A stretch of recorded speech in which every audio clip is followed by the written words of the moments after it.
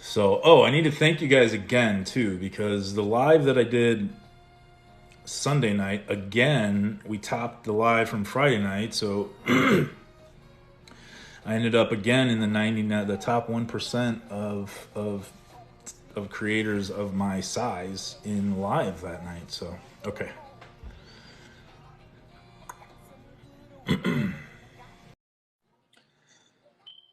hit your camera button. There Got you it. are. How are you? Good. How are you, sir? I'm good. I'm I've good. been I've been looking forward to this all week. I'm just saying. I have too. Once you said something, I was it was a good time. It was a good time. I need something like this, and it's a good opportunity. Good. Uh, no, we're not brothers. Brothers. we're we're just Bald very and similar. beautiful, right? Yeah, exactly. God only made so many perfect heads, and He covered the rest. So, so how are you, sir? You've been taking a little bit of hiatus, huh? Or Yeah, were yeah, or were?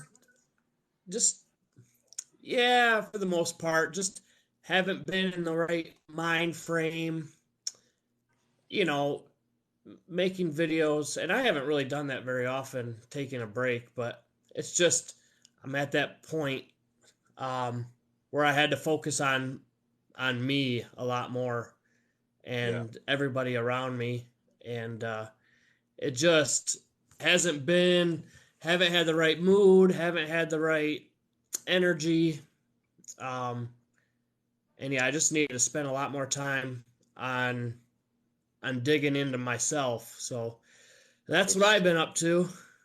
which isn't easy. I mean, I've followed you for a while now, probably close to a year almost, and yeah, Hmm. it's not. I've heard you talk about your past, and if you want to, if you'll allow me, I will get into it later. But I mean, you've come a Sure. long way from what I understand, from where you were, say, Yeah. 6 years ago. I mean, I feel it. I feel like I have, but it just you hit moments where it still feels like you have so far to go. You know what I Yeah, mean? right, Like 100%. you get over so many humps, and then something else in your life comes up, and you're like, I still have so much room to grow, and so many or like so much it's all focus. Like you got to change your focus, where Hmm. you put your focus, Yeah, and where you put your time and energy, really.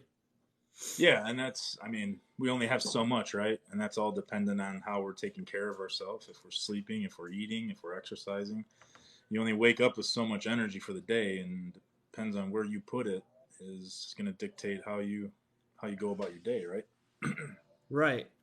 Well, And and if you have, I've learned in this season of where I'm at, I've learned that even though you can grow and improve with things, they can come back. and If you they, don't keep them yeah, in the forefront, if you don't like keep it right here, it'll come back before you know it, and you don't even know how it happened. And yeah, um, very true. it's a slap in the face, I'll tell you that. Can you be more Especially specific when on you've what worked really you're? hard. Can you be more specific on Um, what you're dealing with right now? If you don't want to, it's fine. well, so like for me, I'll kind of, yeah. I mean, I'll be vaguely specific. I've worked really hard in my past. So I grew up in like a kind of a yelling household, which is I guess it's anger, but when you grow up in it, it doesn't seem like anger because Right. it's just what you're used to. So like yelling is just, I mean, you don't after it's all done, you don't hold it in because it's like that's just how it was communicated. That's how communication happened, growing up. And so, especially my first marriage, it was insanely intense all the time. Hmm. And but after my first marriage, I really worked on it. I did a lot of counseling. It was amazing counseling. And I got to a much better place, a place where you can control your emotions a lot better.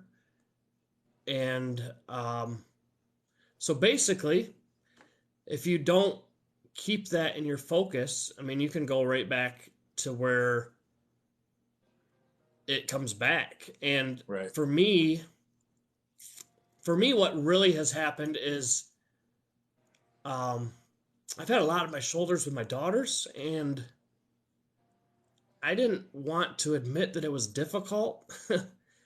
Yeah. Right. you, On you the know, as a marriage. man, you're like, this is what I got to do. This is, I mean, other people have it worse. You compare yourself to other people and all that stuff, and you're like, this is just our life right now, and it's fine, it's fine, it's fine. But um, little by little, I noticed myself, and I guess I did talk about it a little bit, but I just didn't dive deep enough into myself where it was like I was finding myself very unmotivated.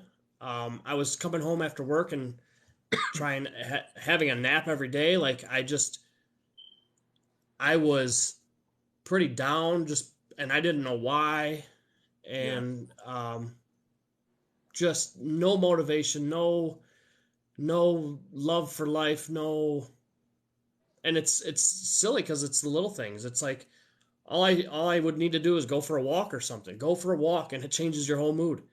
Right. Um, it lets Go you to the. think. It lets you. I mean, allows you to do a lot of things. Um, but I got stuck in that, and then it just made me go down a rabbit hole, and it was I mean, thankful for God's grace, that's for sure. Right.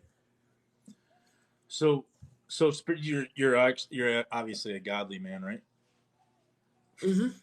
So spiritual warfare is real. I mean, if you believe in God, then you Yeah. believe the devil's after you day in and day out. Especially, people who are trying to help other people. That's like the biggest no-no, right? Trying to be your best and then help others be your best. It's like a bullseye on you for the devil and his minions.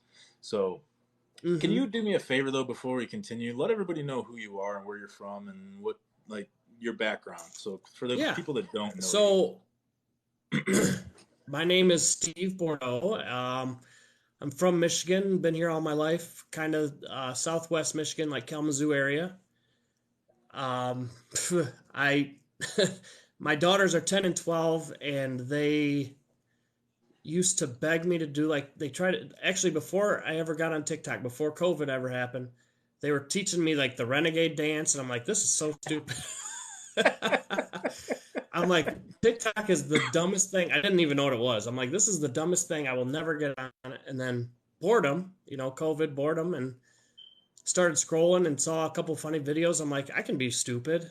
I can do stupid stuff and laugh at myself. And then made the very first video that ever got any attention was actually I had two songs play. The first one was like, it said I was divorced twice, and then the second part said I still believed in love, and that just blew up. you know, Yeah. and it's amazing how many people are divorced twice. It's crazy. Right. So people related to it, um, and it just kind of went from there. And I've always just posted whatever the heck I felt like. I didn't try to like be in a niche or do anything crazy. I just tried to have fun, be funny, and then obviously there's moments where I I get it's put on my heart, and I know it's God. It's like I have all these thoughts and emotions in me, and I just share them, and I feel like other people can be helped from them. And so Yes. even if it's one person, I don't really care, and I don't care if people make fun of me. Like the guys at work all follow me, and they'll joke around and make fun of me. I don't care. It's fine. Yeah. um, because at the end of the day, we all have emotions. You know, And if you don't share, like for me, if I don't share them, if I don't feel them, if I don't let them out, it's dangerous. I have to own my emotions, Yep. basically. Yeah, so it's funny you say that, and I always held mine in, and I was always taught, like, I never really had a great emotional support system throughout my life. My parents got divorced when I was young, and I was pretty much on my own from the time I was 15, um, which is a very, you're still developing at 15. You're still trying to figure out the world, and I was just kind of thrown out into it, Right. like, here you go, figure it out. So I never had an emotional support system. So anytime like I would have a breakup or my grandparents died or my parents got divorced or if my best friend dying when I was 24, like I never dealt with them the healthy way. I drank my sorrows and my emotions and my feelings away. And I know you have Mm-hmm. experience with alcoholism in your life, not necessarily you, but your ex-wife you talk openly about.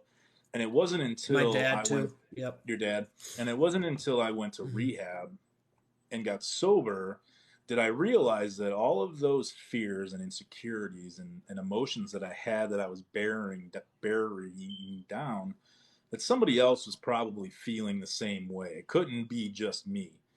So when I got on TikTok, I got on it just like you, just probably messing around with your kids. And then I started finding creators like you and Amy Grace and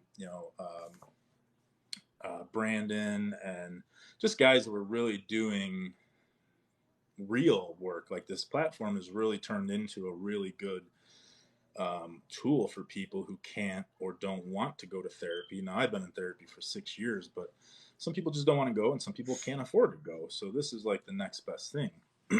um, but so I just started, I'm like, okay, well, if I feel insecure about something, I'm going to make a video on it. And it just kind of started taking off. It was like there were more people out there than I realized that were very similar to me. Especially the video I made a couple months ago about you know being a divorced father and that first initial realization that you're sitting at home by yourself, and it's like shit.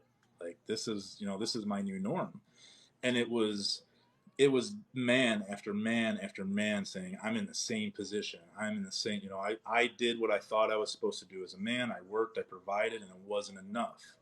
So then that, it just, and it just builds, right? If someone relates to something and then I get another idea and I just want to share more of how I got from the rabbit hole to the mountaintop, and do what I can to Right. help. It's not about the views. It's not because TikTok is not lucrative. If anybody thinks it is, it's not. You're not going to make a shit ton of No, money not at on it. all. Not at all. So it's just Actually, literally. Tejo, I think it's Tejo. She asked if there's a tip about opening up, and I'll tell you, um, I don't really know because I was a stuffer too. I stuffed everything. That's what, Mhm. at a young age, that just stuffed it all away, pretended it was never there. But for me, I think a lot of people, a lot of men especially, will benefit from seeing other men be Mhm. vulnerable Yes. and start talking. Like, because men don't, like, as much as we are supposed to lead and want to lead, when it comes to emotions and opening up, we don't lead always. And Correct.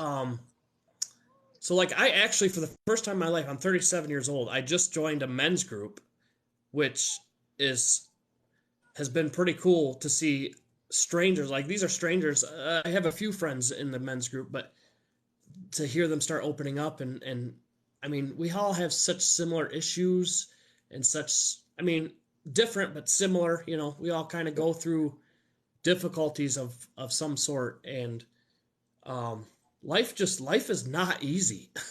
I don't care who you Correct. are or how much money you have or anything else. Life is not easy. Yes.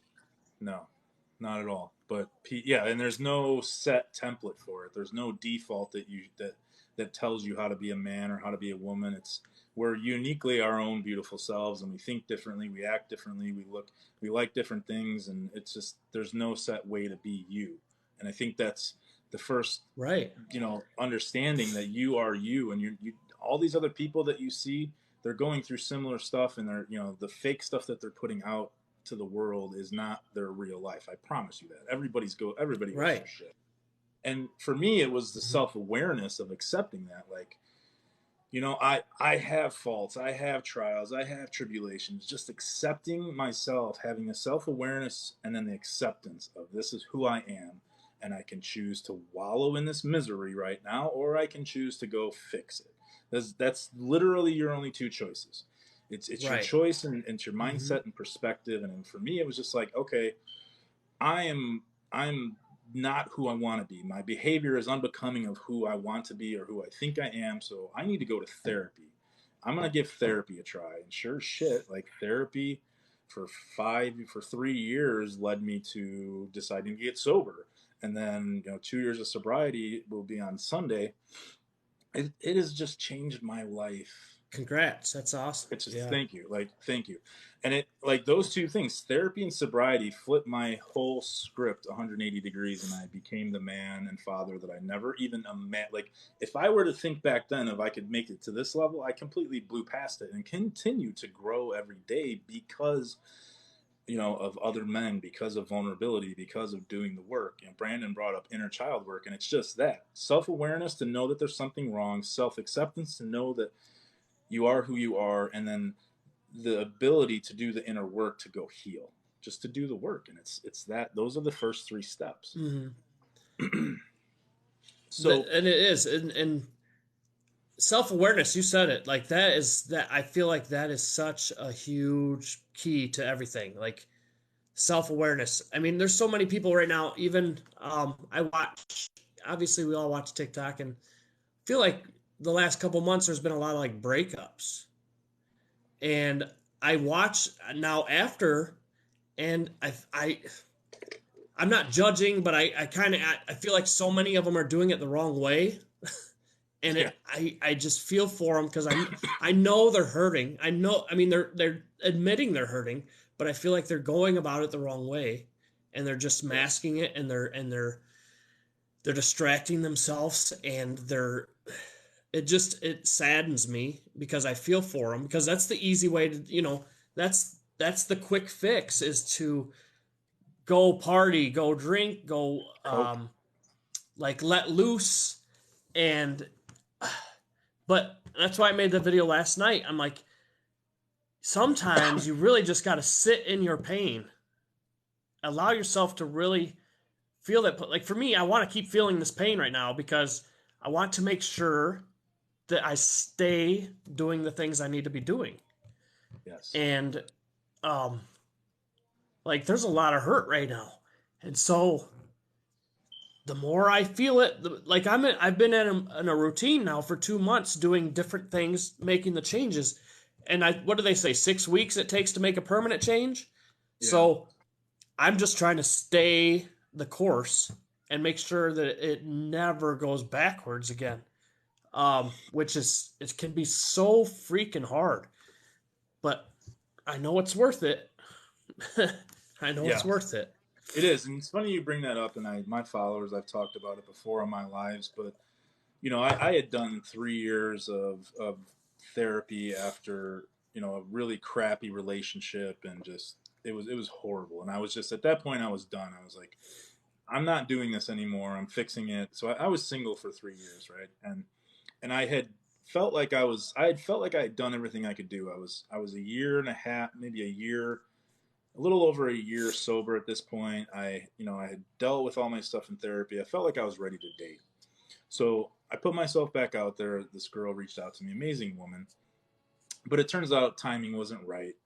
And what ended up happening is it uncovered something else that I didn't even know was there because I never had put myself out there.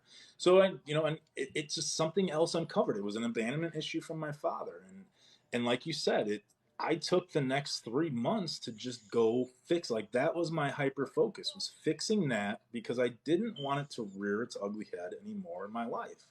So I think it's important when you identify your triggers, when you identify your abandonments or your hurts, make sure that that's your priority to go heal. Because if you just bury it away, or you put it off, or you undermine it or devalue it, it's always going to be there. Well, and it's like I told my ex-wife, the children, or my daughter's mom, who's currently in Atlanta, still in like a sober house right now till Mhm. probably August, we think. It's the same thing I've been telling her. It's like, I would rather have you be gone for a year right now and make sure that you get it right now than have to deal with this for 5 to 10 years. So Right. if you have to hurt for 3 6 months, 3 to 6 months, a year, whatever, if you have to hurt for that to be better forever, it's Yeah, so much more worth it, absolutely. even though it sucks. Like it's hard because it freaking sucks. Like you can't get around it. It just has to suck, you know? Right. So, but if you can just deal with it, but we're such an instant gratification like society that people can't wrap their head around it. So it's like, let's get over this right now. Like I know how to go feel better right now. I know that I could just fake it a little bit until I'm actually feeling better, but that's just feeling. Yeah. And if Yeah. you're close enough with God, feelings, you quit basing everything on feelings because Yes. it's that's not where it's at. That's not what it's about. Right. But it's so hard to wrap your head around. And so, Yeah. for the most part, it's just hard for people. It is just really hard. Yeah, that's I talk about that a lot is separating your logic and reason from your emotions and feelings. It's okay to feel. It's okay to have your feelings over here by yourself or talk to your best friends about it or your therapist. But when it comes to decision making, you need to be able to separate the two and make decisions in your life, from logic and reason, right? Because if I was feeling the way I felt back with the end of summer when I broke up with that girl, I probably wouldn't have gone to work for a couple months. But logically, I knew that I had to go, right? I needed to Right. make sure. Logically, I would have just swallowed in my own sorrow for as long as I felt like it until I got bored with it or whatever. But it's important, like even when you're in a romantic relationship, or when you're with not even a romantic relationship, even with toxic family members or toxic friends, like you need to be able to set the boundaries and have the discipline to adhere to them. Like the logic and reasoning of someone treating you like shit, no matter who it is, you need to be able to take care of that. So Right. you know And the other thing I was kind of thinking was, you know, even as being somewhat of looked at as like a vulnerable man, yeah. part of my struggle too was, even though I can be vulnerable and I can admit it out loud, I have friends I could go to, but I don't. I don't just call my buddy and be like, "Hey, I'm really struggling right now." What it really takes is like for men, and I think we should probably make more men aware of this. Like, what it really takes is my buddy keep reaching out to me because he knows I'm struggling. Yes. Yes. it took Bugging them. it you know it took him asking me 2 or 3 times, saying, "Hey, I'm here for you." And then you finally are like, "Okay, let me open up a little bit." And it's a slow process. It's not I think women can just call their girlfriend and be like, blah blah blah. I think men, we Correct. still, no matter how vulnerable we are, we still struggle to like Yep. accept the help or ask for the help. In So I think, which this is something I just kind of realized, because my buddy kept reaching out to me, and I'm like, if I see a buddy that seems down, I gotta make sure that I'm reaching out, because Yeah. we just don't do that. No, and it's almost it's an insecurity to ask, and it's an insecurity to talk about it. Because we were, especially I'm sure in your household, we were taught that emotions were weak. We were taught that you can't feel, you can't talk about it. That's like you need to be a man. Quit being whatever adjective you want to insert in that statement, but that it was weak. You need to man up, and the reality is, and this is really where I'm starting to zone in on my content, is strictly for men. Like the masculine feminine dynamic is literally this: the masculine, and I'm not speaking of just men, I'm not taking it to a gender place, but the masculine role is to create a safe place, mentally, physically, spiritually, emotionally, and financially for his woman or whatever your gender role is. But that is the what encompasses the masculine dynamic. And then the feminine dynamic, if you can do that, then that allows her to open up and be the nurturer, be the, the lover, the care, the caretaker, do everything that's natural to her or him, whatever you're into or wherever you're at in life. But when a man specifically can open up, because we're great at providing, right? We're great at providing, we're great at working, we're great at protecting. Now the emotional and mental part come, and if you're a spiritual man, then a man should be, very diligent in that too, so he can lead his family in whatever spiritual realm that they're a part of.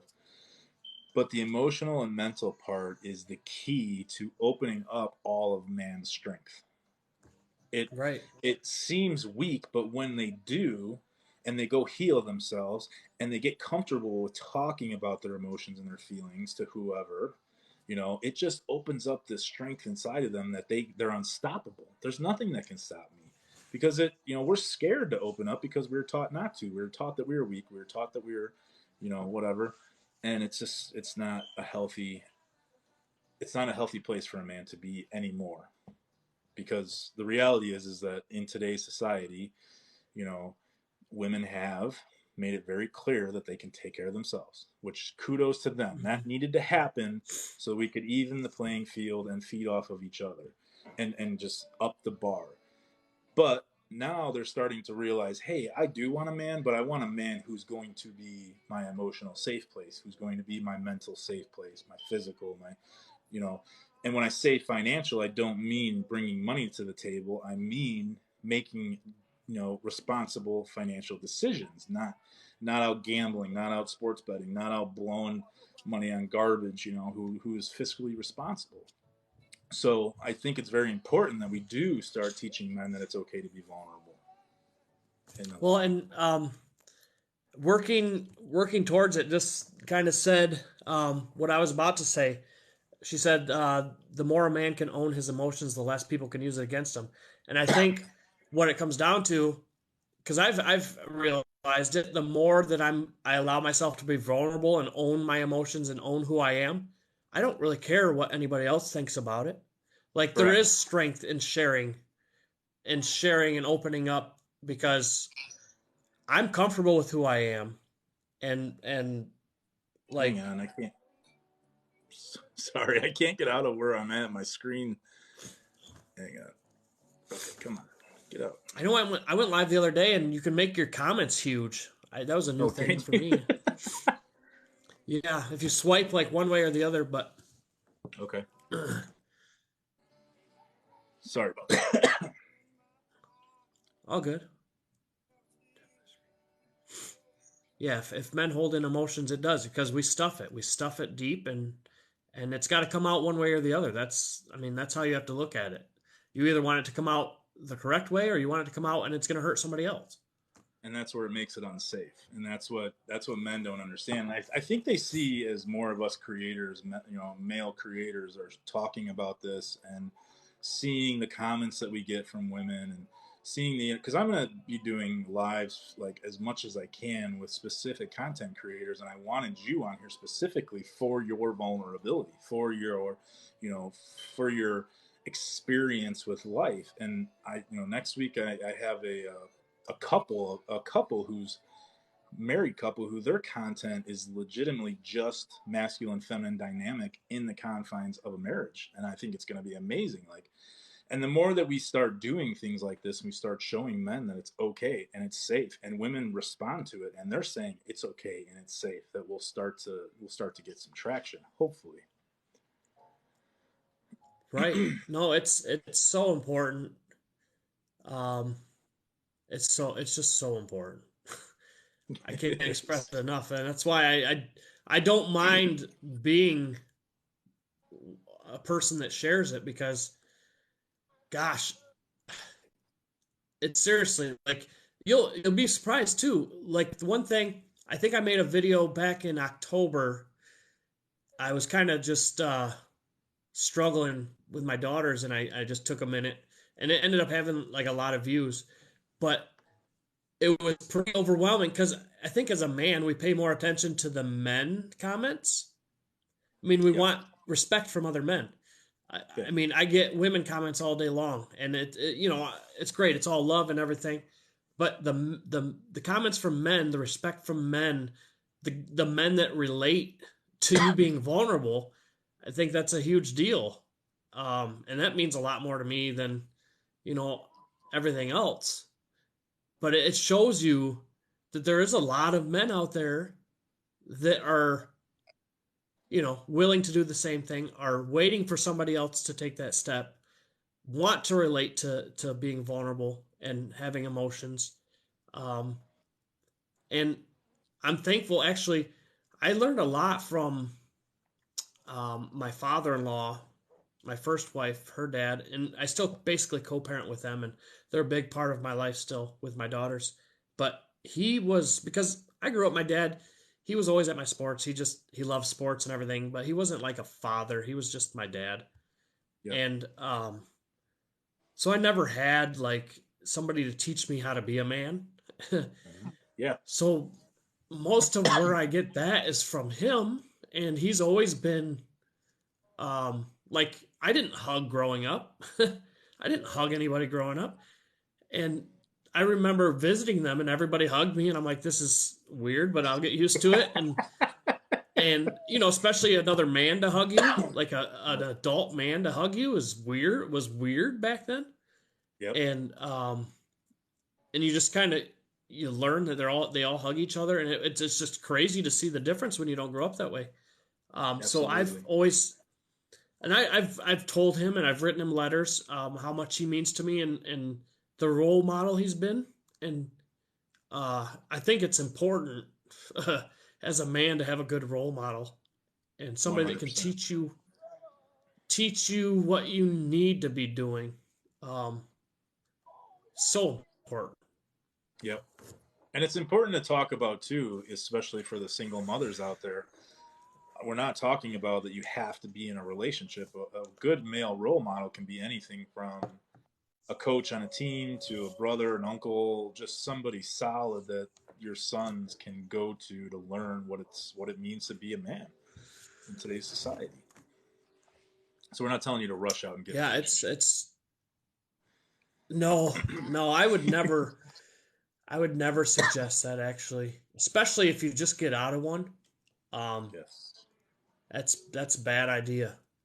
Yes. Bad 100%. idea, and it's easy to do because you want to feel better and you get attention from somebody, and it'd be really easy to do. Yep. The other thing um, I think the other night, last weekend or whatever, when you were live, you were talking about. I think it was you. It could have been a different live, but I'm pretty sure it was you.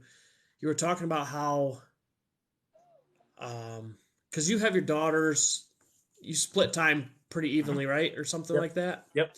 and how 50%. it's made you a better father, and Oh it's how yeah. it's made you a better father.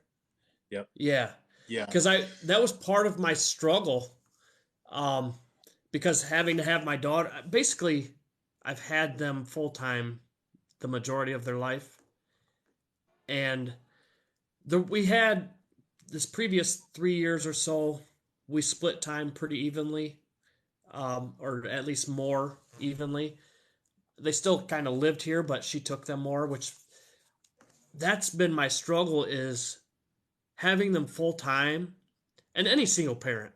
I, I I know women struggle like crazy too, um, but I feel like it's taking away from me being the best dad I can be because you're in it the whole time and you're stressed out so much and you're running here, you're running there, and you lose focus, and it can be so freaking hard. So I just sometimes it upsets me that I can't be like the best dad I can be because I'm Right. trying to survive as a dad. Yeah. And it Yeah.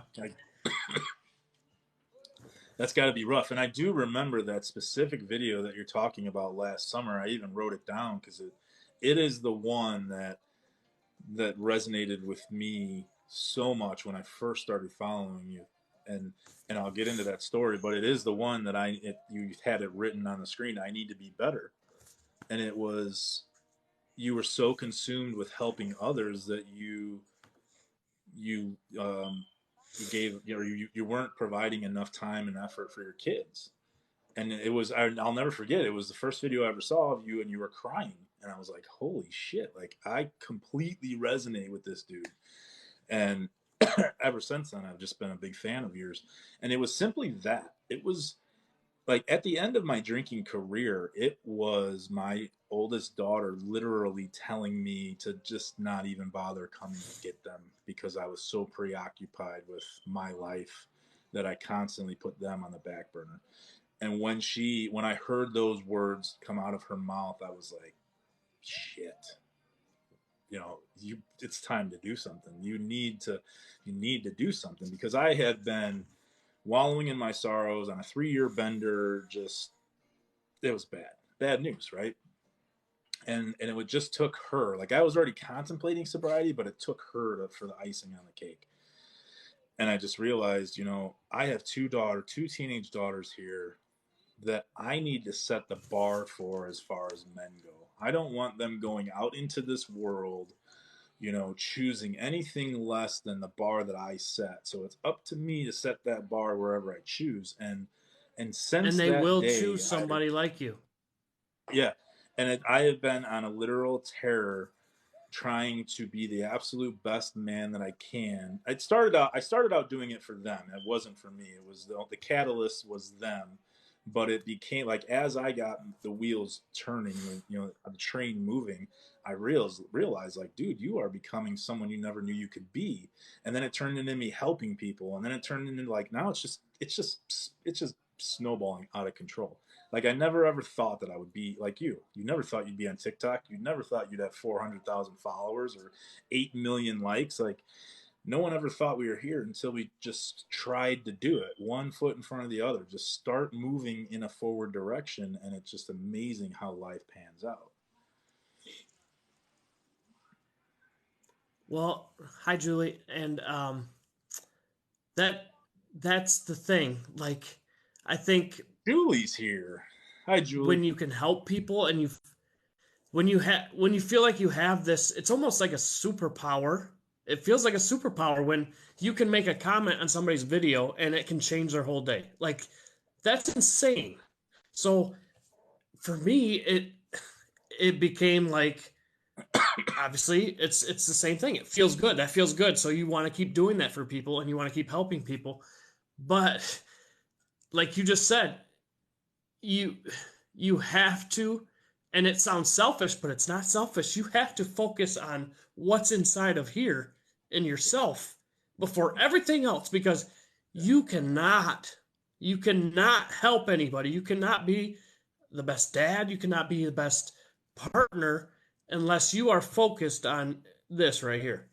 And so it's a hard concept to understand sometimes, but it's very you have to be selfishly in tune to yourself, or you'll just get lost. You'll get lost in what feels good and what, um, yeah, all those They things. talk. They talk about that. At least they talked about that with me in rehab. That you have at this point in time you have to choose to be selfish for you. Nobody else matters, especially the first 3 months of sobriety. It was like this is all you're doing. Your only thing you worry about is you right now for the next 3 months, nothing else. And I really like embrace that because Hmm. I love my mother to death, but she can be very over the top, very in your face, and that's just who she is, and I love her for it. But at that point in time, it was such an emotional roller coaster for me that I had to stop talking to her because she was calling me every day, asking me if it was her, like was she the problem, what was going on. I couldn't, so I had to Uh, stop. I had to cut everyone out of my life, and I had to focus on me, and that kind of was the catalyst for me from what you just said. Put yourself first. And there's nothing wrong with putting yourself first because if you do, you will free up so much more space for others once you do you first. Like for me, my priorities are God, myself, my daughters, and my purpose. I don't have a significant other right now, but she will fit in there somewhere at some point. But those four things are my priority. Nothing else matters. Or, my daughters in my tribe, my people, my mom, one of my cousins, like just my people. If I give all mhm. my energy to that during the day and I have some left over, then I'll give it to everybody else, whatever's left. But it starts with me. Absolutely. and that's what's kept me kind of from creating anymore for a while. Like I said, the energy and everything else, but focusing on what I've got going inside here and trying to change and trying to be better. I don't have enough right now to give to anybody else. Right. And so, and that's important. Like, is I can't express it enough because you will get so lost if you don't freaking focus on what you got going on, and Yeah. um and what's inside of you and what's hurting you at the moment. Like, every day is a new day. Every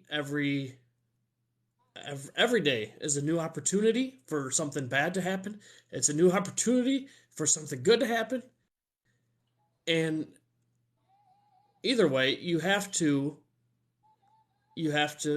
deal with it. You have to be a part of it. Yeah. And you have to And live in that.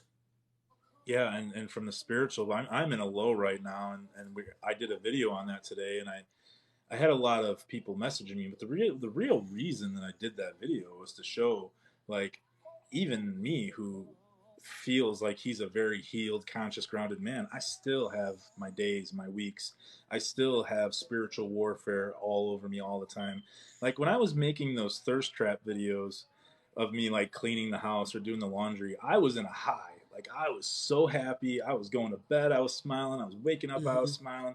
I was in a really great high, but I knew when you find this inner self-awareness and this purpose, like you understand it. And I think you did a video on it too. Enjoy the highs when they're here and learn from the lows. And I just knew like this high had sustained itself for like 6 weeks, and I just knew it was coming. Like I just knew that there was going to be a low, there was going to be some spiritual warfare, there was going to be there was going to be an ebb and a flow coming, or and it did.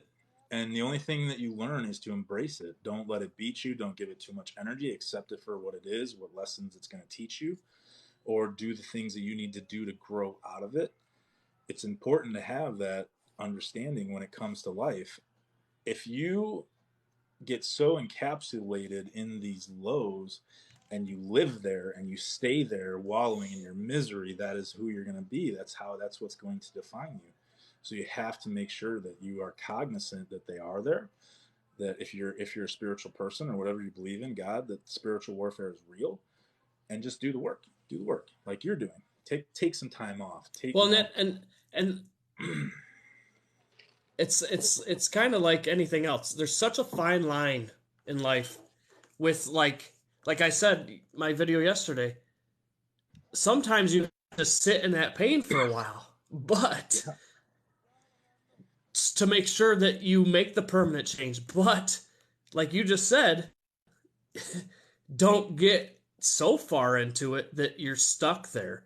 And I don't know. I guess that's where the self awareness comes in.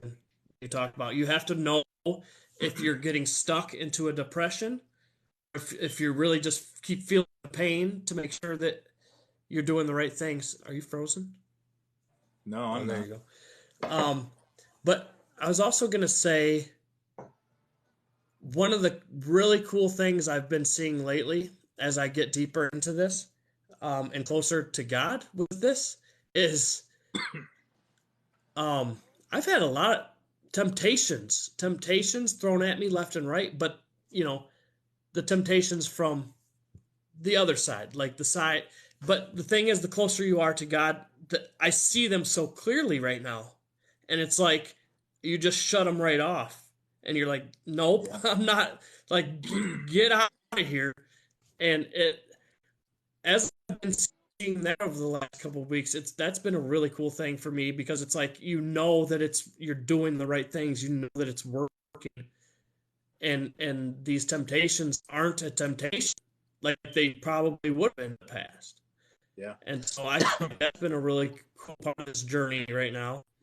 Um, Yeah. yeah, Not today, Satan. It's true. And it and I'll yeah. I mean, share. really, it really, and I've never had that where I could see it so crystal clear. Yeah, it kind of So it's been pretty simplifies cool. everything. Yeah, he will It kind test you. Oh yeah, and it kind of simplifies everything when you think of it that way. If you are, and I'm not saying you have to be, but if you're spiritual, I mean, shadow work is kind of similar. You know, I'm sure other deities have their own equal and opposite deity that comes to harm you. I don't know, but I'm just, you know, it's the premise of it is, you know, when I will use a very specific example today, and this is kind of what was bringing me down when I went into therapy. I had my first sober anniversary.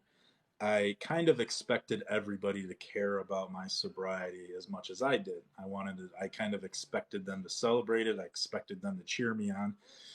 When the reality is, so when my first sober anniversary came, nobody did anything. And I was aggravated and angry and, you know, and I had talked to my therapist about it. And she said, well, you know, sobriety is kind of normal in life. A lot of people don't look at sobriety as something to celebrate. They look at it as something that's normal. So if you want to celebrate your sobriety, you better plan it, you better book it, you better, whatever you're going to do, you better do it yourself and invite the people that you want to invite. So I did that this year. And I invited 20 of my closest, you know, family and friends. And I did it like maybe six weeks ago. I set it up and put the invites out, and nobody RSVP'd. And I was like, shit. Like, and it just immediately like took me down. Like, you know, do people not care about me? Nobody wants to be, you know, nobody wants to celebrate. You know, I just went into this really dark place. Like, nobody gives a shit about me, which is kind of a repeating theme throughout my whole life, is that insecurity specifically. And you say ouch, but it's okay. The reality is that I can't expect people to care about my sobriety as much as I care about my sobriety, right? Maybe they had things to do, maybe they had, you know, prior engagements, but regardless of the fact is that I let myself wallow in my own sorrows. I got myself stuck there for a couple days, and I had to be cognizant enough and have the you know, enough self-awareness to say, okay, this is, you know, the devil. He's in on you right now. He's doing his work. He's making you feel like shit. He's making you feel insecure. He's making you feel this and that. You need to stop, regroup, and dig your way out. It isn't the end of the world. You can survive this.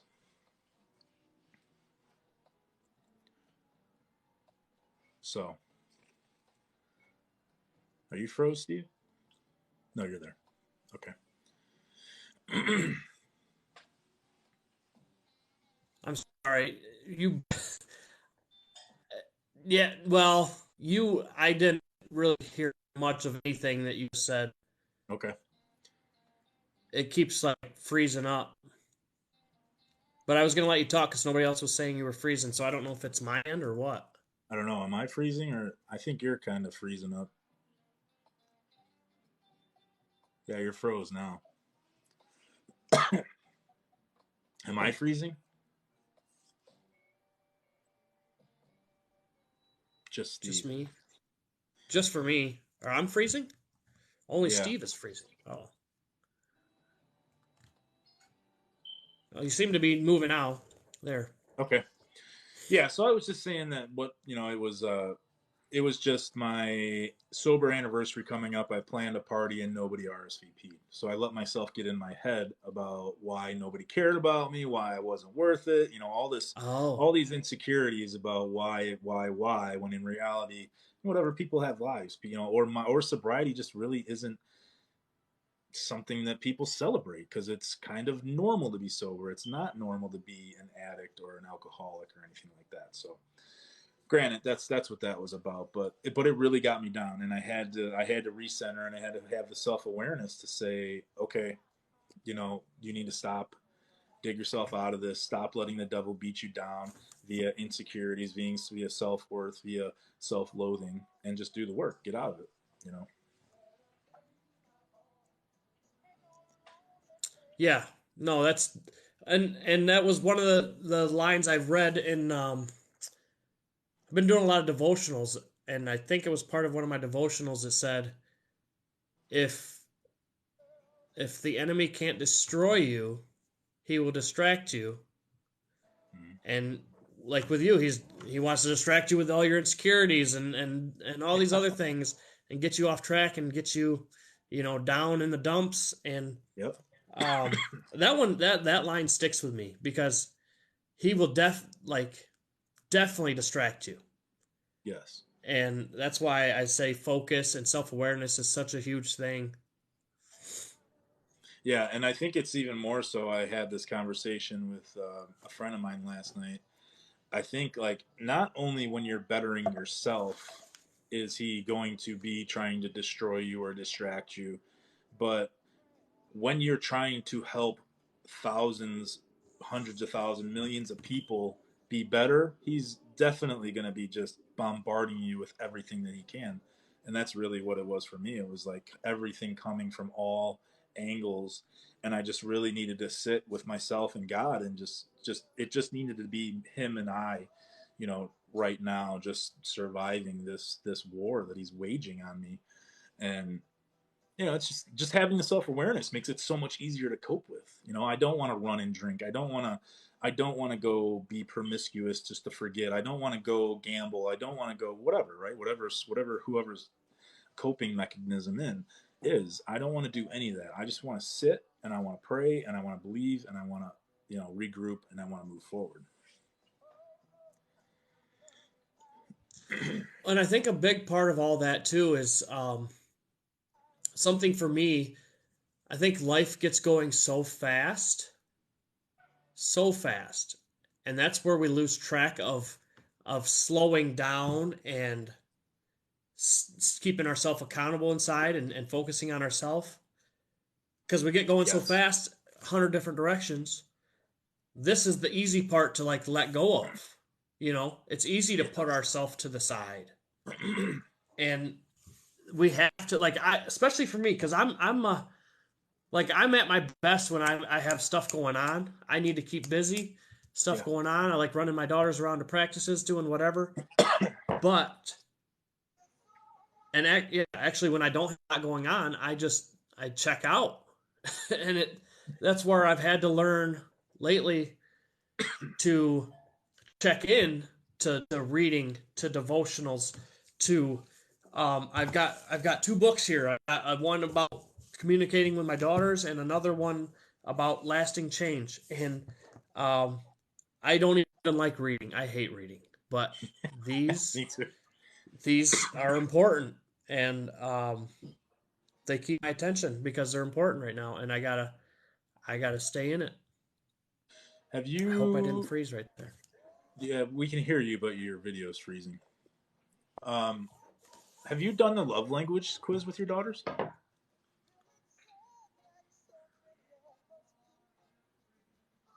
Can you hear me? Yeah, a while back I certainly did. Um, I think that's a huge thing too. That's a very important thing, knowing their Yes. love language, and they're so different for both of them. But it's a good indicator, right? It's a good indicator of what you should be focusing on with them and not wasting time on other things.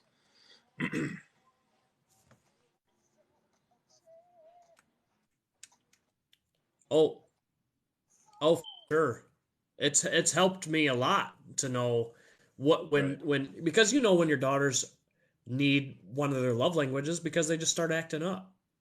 They just start Yeah. giving you trouble because they're not getting all that they need. So then it's like, okay, focus love language, and it instantly. I mean, for me, they're 10, 12, and it seems to instantly change when I do that. Yes, 100%. So I want to go back to the vulnerability thing.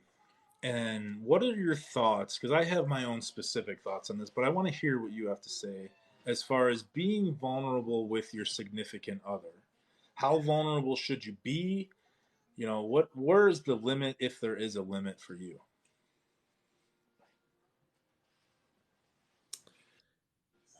So for me, I mean, if this is gonna be a marriage, if this is gonna be like your forever, I feel like you need to be completely vulnerable, completely transparent, completely just open. Like you have to be so open and raw.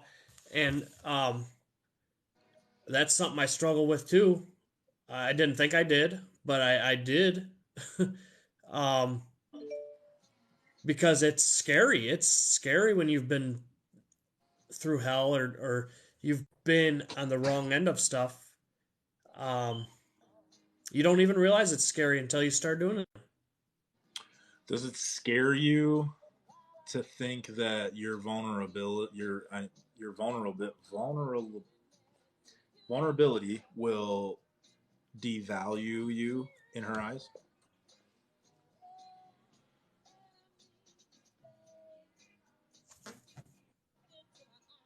Did you catch that one?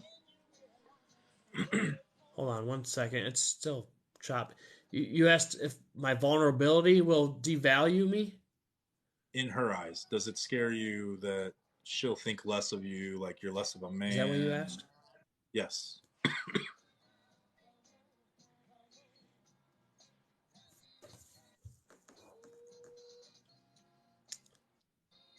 Oddly, I did feel that. I do feel that a little bit. Um, yeah, a little bit, which is not really anything I've thought about. Um, Here's my feeling on it, and this is just strictly mine. yeah, I I had obviously not have. thought about that really. So I think, like, if you're in a relationship with someone, I don't know, and this is just my personal Let opinion me from going let me through it. switch out of my Wi-Fi. Let's see if that helps. Is that better? Uh, You don't seem to be freezing at the it moment. seems to be a little bit. Okay. So, Okay. like, we have, if we come from a traumatic past, right? We have pretty dark, deep secrets, and a lot of men have not dealt with those, have not processed it, have not done the inner child work. And I do believe that if you are in a relationship with someone, or just getting into a serious relationship, and your woman asks you, about your dark past, I don't believe that you should tell her. I don't believe that you should tell her until you go heal it in therapy. Then you can come back and say, "This is what I dealt with." Because I don't know that they could handle the dark stuff. I don't know that they want to They say they do, but I don't know that they want to.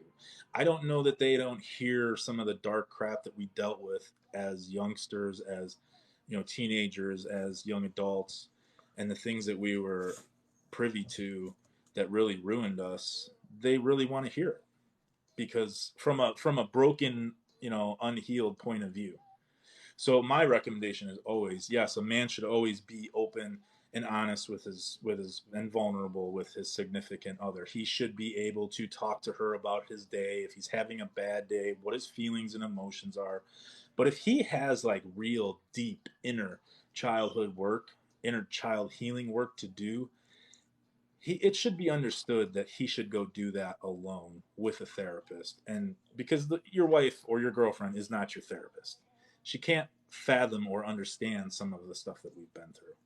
So I always say, like, go heal yourself first, and then you can come back and you could talk to her about it from a healed, happy point of view, not this dark stuff where it may devalue you in her eyes, it may make you look less masculine, or it may scare her off, honestly. Yeah, I think for me which I don't know, it's so weird because I think I can trust and it'll be fine, but in a way you're a little bit scared, like you're going to talk about something and then it's going to change their mind about you, or they're going to leave because you open up. And that's where it's hard. That's because I've been open. I you open up like that with somebody and they cheat on you and they leave you. That's hard. That's freaking hard.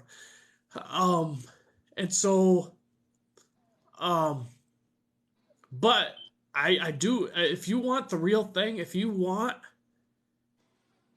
that forever I feel like you have to be naked, you know? Yeah, and Yeah, I'm not saying I you. know I've told you that too.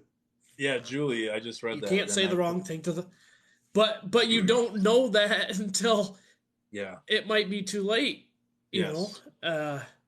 But you're And I'm right. I not. mean, you can't say the wrong. And I'm not. And like I said, I'm not an advocate for a man hiding or not opening up. I'm an advocate for a man going to therapy first and dealing with the stuff, the Sure. really dark stuff, professionally.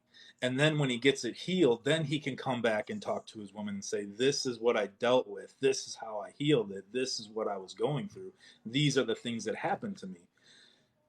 The fact that he should go to you first, who, like, and when someone said, what if your significant other's a therapist? Well, I don't know, maybe. But regardless, like, those dark things, you may not have the understanding of how to reciprocate compassion for those dark things. Being, you just might not. These are all variables, or, it's all subjective. But going to a therapist and having a man, and providing a safe place for him to know that it's okay to go to a therapist, to go get help. Like, yes, baby, I want you to go get help. I love you even more for even suggesting it.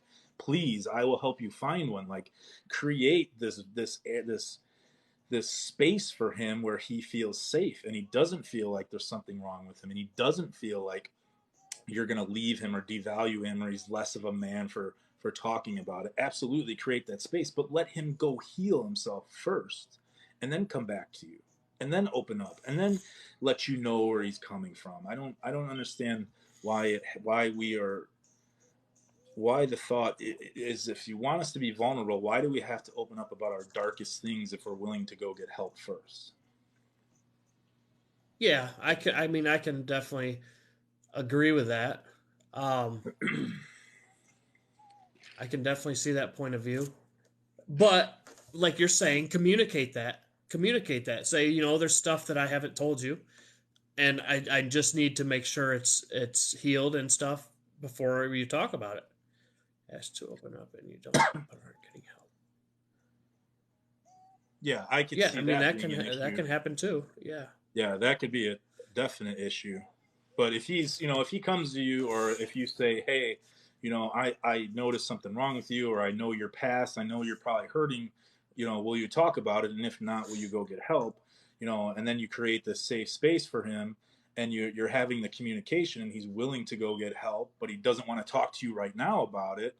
You have to embrace that, and you have to, respect him for wanting to, A, go get the help first and foremost, and then B, being able to heal, and C, coming back to you and then opening.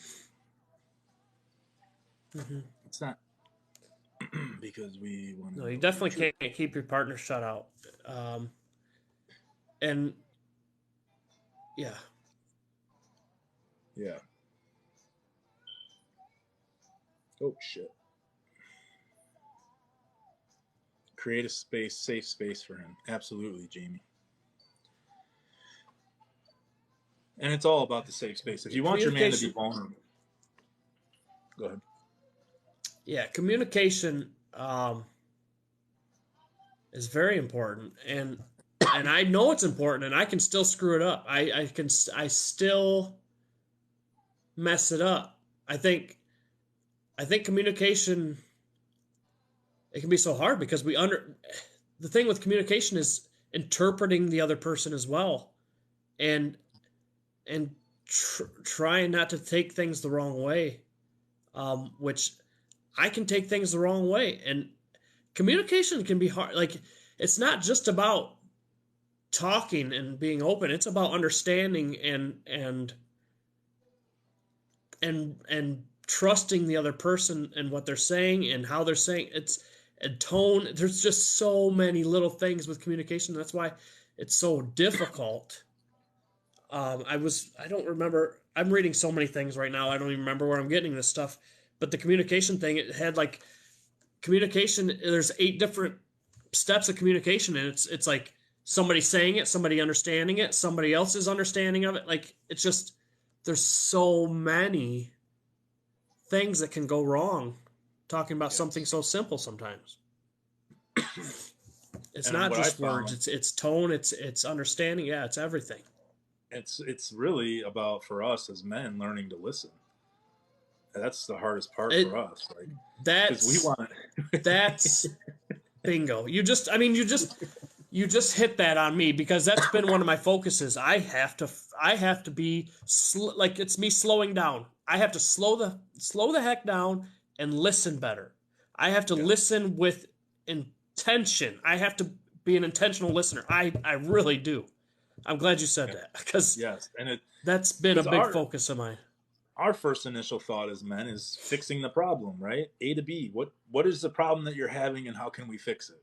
Well, 9 times out of 10, they don't want to be fixed. They just want someone to talk to. They want someone to understand. They want someone to be vulnerable with. They want you to embrace what they have going on. You are supposed to be their safe place. Then prove it by just listening. Right. And sometimes I've learned listening isn't always they don't need you to say something back or give them advice. They just need to talk.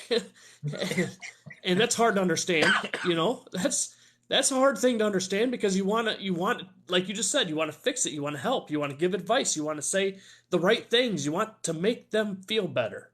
Yes. But sometimes making them feel better is just sitting there and listening and hugging them. And that's a hard thing to grasp sometimes. Yes. 100%. Yeah, Well, everything, and you have to be intentional about everything. That's a hard thing that gets lost too. There's so life is so hard. Life is so hard. There's so many little things that we lose yes. track of. And like I Oh, said, just I've tried to simplify my life and my relationships with my daughters and with futures, whatever, if I'm dating someone at the time, but simplifying it literally down to those 5 things and checking in with them every day. Like, am I being emotionally available for my daughters? Am I being mentally healthy for them, physically healthy? Am I providing, am I taking care of myself so I can protect them? Am I learning about my spirituality so I can convey it to whoever wants to talk about it, or I can teach my daughters about our spiritual walk? Am I financially making healthy decisions, not necessarily out working all the time, which got me into trouble when I was married prior, but making responsible financial decisions when it comes to the money that I do have. And I mean, at least once a week, if not every day or every other day, I'm checking in with myself, like, how are you doing? And it's almost like a check and balance. Like, am I in the red in something? Then I need to work on it and bring it back up to the, to the black. Like, it just, you have to have the self-awareness and quit worrying about what everyone else is doing. Like, their life is their life. Each person's relationship is uniquely their own. No one person and no one relationship is identical. right. Um, Julie just said understanding boundaries. That's a big one. I've been focused on too. I needed to worry more about boundaries. I needed to have intentional discussions about boundaries. Um, and the tricky part with boundaries is even if you're telling somebody your boundaries or talking about your boundaries, they can I try to think about the way I'm saying stuff sometimes. And I feel like sometimes you can say boundaries, but it feels like you also don't want to come across jealous or like insecure about it. But Yeah. they are boundaries, and so that's sometimes it can be a hard discussion to have because I don't want somebody to think I don't trust them. Like I don't want somebody to say, "Oh, why is that a boundary? You don't trust me?" And I guess that's why I need to have more intentional conversations, lengthy conversations about why things just don't just aren't right in my mind or right in their mind, and make it not a jealousy. Like I just don't. Yeah, you don't want it to be an insecurity thing or a jealous thing, but I mean, there has to be boundaries in relationships, big time. Well, boundaries are for you. Yeah, Boundaries are for you and your safety. They're like putting a fence around your yard to keep other people's dogs out or other people. You know what I mean? Like that's what a boundary is. It's and I'm always going to go back to the self awareness. You have to have the self awareness of what you do and don't want in your life before you can even set the boundary. Because if you don't know what you do and don't want, then you'll never be able to set the boundary, let alone have the discipline to adhere to it. And it's, I mean, boundaries are they come from a loving place to say I do want this relationship to work, or I want you out of my life forever, whichever the context is. But they're put in place to protect you and the things that you want in life and the path that you're on in life. So I think if you're worried about other people's reactions to your boundaries protecting yourself, then there's still some underlying issues there to be worked on. Maybe some codependency, maybe some abandonment, maybe some whatever. I don't, I'm not a therapist, but those are the things that I dealt with. I struggled with boundaries too because I didn't want to piss everybody off or anyone off. I wanted to be the people pleaser. I want to make everyone happy. When the reality is that some people just don't want to adhere to boundaries. They want to do whatever the hell they want to do. And I think it's very clear when you set a boundary for someone, their reaction will tell the story of why you were in their life or why you are in their life.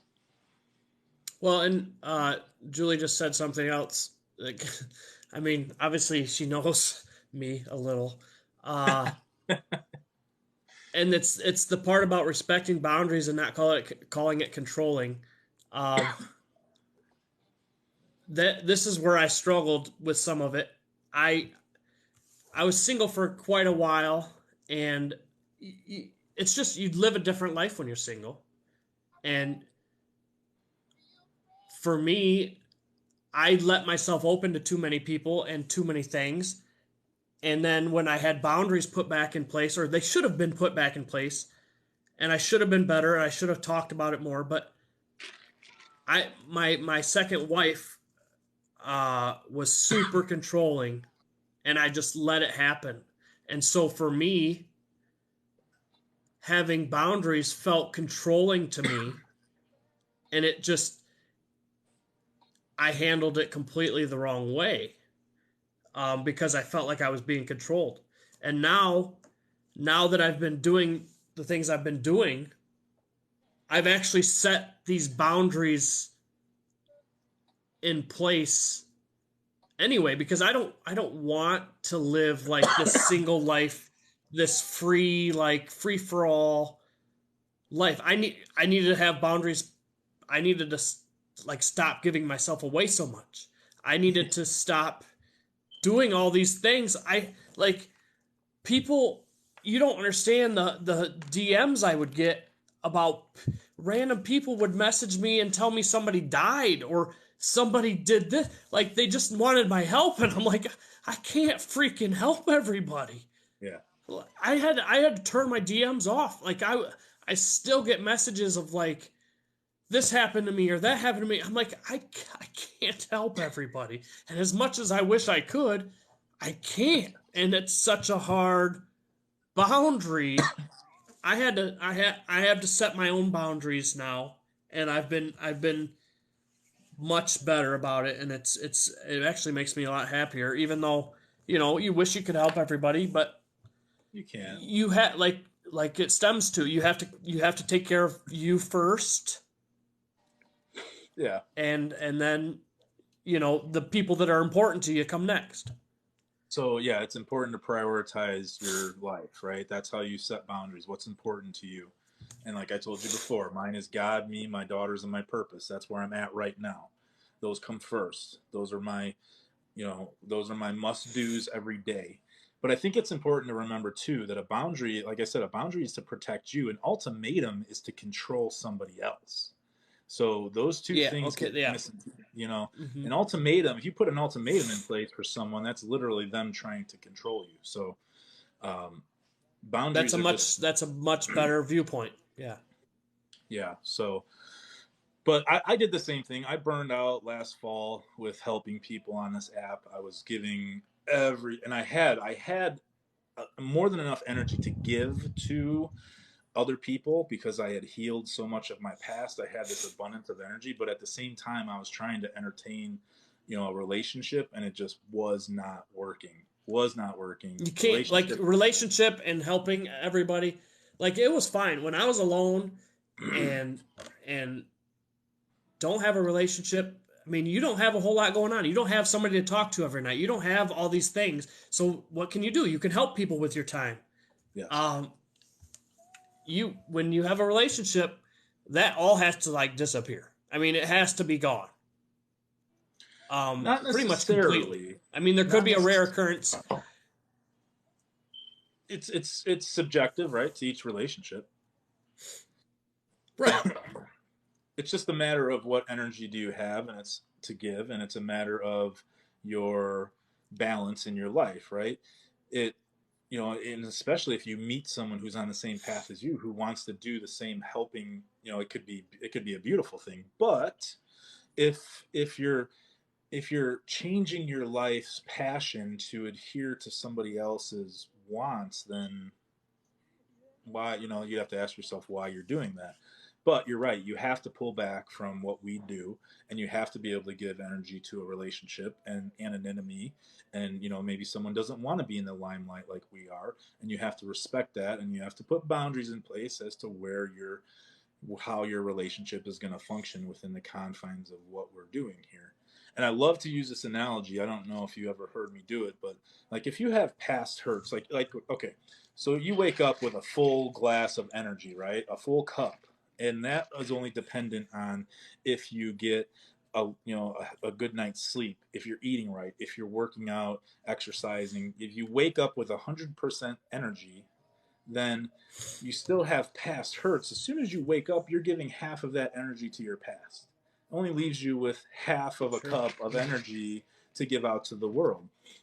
Everybody has the cart before the horse. They don't want to do the work from their past to heal. They just want to move on with their life, on to the next relationship, on to the next adventure, on to the next job or business, whatever.